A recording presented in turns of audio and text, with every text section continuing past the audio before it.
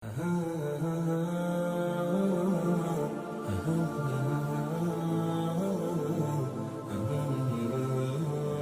تبارک و تعالیٰ نے قرآن مجید فرقان حمید میں ارشاد فرمایا کہ اللہ تبارک و تعالیٰ نے سال میں 12 مہینے اتنا عشرہ، اللہ قرآن میں فرماتا ہے اتنا عشرہ کہ اللہ نے سال میں 12 مہینے بنائے ہیں۔ اور یہ 12 مہینے کب سے بنائے؟ جب سے اللہ تبارک و تعالیٰ نے زمین اور آسمان کو پیدا فرمایا ہے۔ اللہ تبارک و تعالیٰ فرماتا ہے یوم خلق السماوات والارض، کہ جب سے میں نے زمین اور آسمان کی تخلیق فرمائی ہے، جب سے ان دنوں کو، ان مہینوں کو پیدا فرمایا ہے۔ پھر اللہ نے فرمایا منہا اربعۃ حرم، کہ اس میں سے 4 مہینے ایسے ہیں جنہیں ہم نے حرمت والے بنائے ہیں، جن میں جنگ کرنا، قتال کرنا بھی اللہ نے منع فرما دیا، جس میں گناہ کرنا، چھوٹا گناہ کرنا بڑا گناہ کرنے کے برابر ہے، یعنی کہ اس میں گناہ بھی زیادہ دیا جائے گا، اور جس میں ثواب، اگر کوئی نیکی کرے گا تو اس کا ثواب بھی دگنا عطا کیا جائے گا۔ یہ 4 مہینے اللہ نے قرآن میں ارشاد فرمائے ہیں، ذی القعدہ، ذی الحجہ، محرم الحرام اور رجب المرجب۔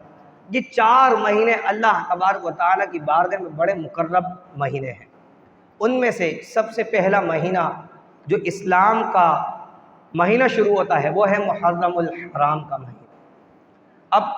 نیا سال جب شروع ہوتا ہے تو ہمارے یہاں بعض لوگ انگریزی سال کے مطابق نئے سال کو مناتے ہیں، اور طرح طرح کی کھیل کود بےہودی اس میں کی جاتی ہے۔ جب نیا سال ہو، نبی کریم صلی اللہ تعالیٰ علیہ وسلم کا معمول یہ تھا، آپ نے فرمایا کہ اللہ تبارک و تعالیٰ کے نزدیک رمضان المبارک کے بعد جو سب سے زیادہ محبوب روزے ہیں وہ محرم الحرام کے مہینے کے روزے ہیں، یعنی کہ رمضان کے بعد جو سب سے زیادہ کثرت کے ساتھ نبی کریم صلی اللہ علیہ وسلم روزے رکھتے ہیں، اور اللہ کو جو سب سے زیادہ پسند ہے وہ محرم الحرام کی عبادت اور محرم میں روزے رکھنا اللہ تبارک و تعالیٰ کو سب سے زیادہ پسند ہے۔ تو ہمیں بھی چاہیے کہ ہم نے اپنے اسلاف کی جو زندگی کو سنا کہ حضرت عثمان غنی رضی اللہ تعالیٰ عنہ کس قدر قرآن کریم سے محبت کیا کرتے، آج دیکھیں جب آئے دن مسلمانوں کے ایمانوں کو آزمایا جاتا ہے،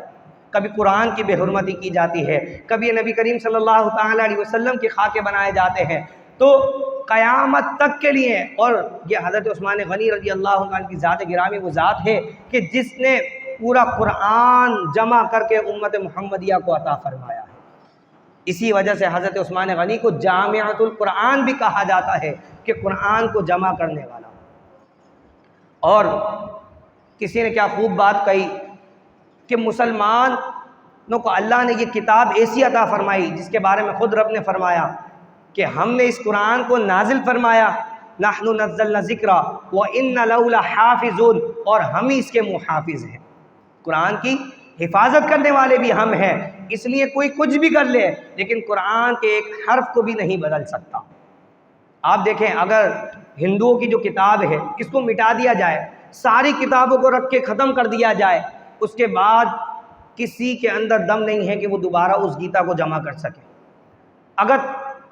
جتنی بھی یہ بائبل ہیں انہیں جمع کر کے ختم کر دیا جائے، کسی میں ہمت نہیں ہے کہ دوبارہ اس بائبل کو جمع کر سکے۔ لیکن الحمدللہ یہ قرآن وہ قرآن ہے کہ اللہ نے مسلمانوں کے بچوں کے سینے میں اس قرآن کو اس طرح سے زندہ کر رکھا ہے کہ اگر قرآن جو کتابی صورت میں ہمارے پاس موجود ہے، اگر یہ کتابی صورت میں ختم بھی کر دیا جائے تو مسلمانوں کے سینوں میں قرآن اس قدر موجود ہے کہ دوبارہ سے الف لام میم سے لے کے والناس تک قرآن کو جمع کیا جا سکتا ہے۔ یہ واحد کتاب ہے، اور پوری دنیا میں سب سے زیادہ پڑھے جانے والی جو کتاب ہے وہ قرآن مجید فرقان حمید ہے،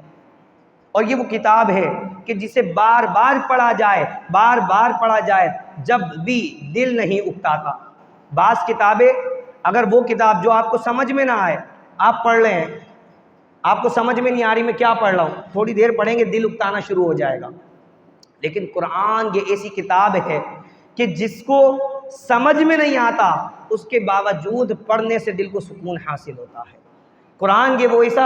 ایسی تلاوت ہے اس کی کہ اگر کوئی اس کی اچھی تلاوت کرے، اگر اس کا معنی سمجھ میں نہ آئے، اس کے باوجود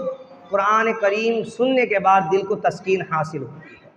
تو اللہ تبارک و تعالیٰ کی بارگاہ میں دعا ہے، اللہ تبارک و تعالیٰ ہمیں حضرت سیدنا عثمان غنی رضی اللہ تعالیٰ کی طرح قرآن کریم سے محبت کرنے کی توفیق عطا فرمائے، آمین۔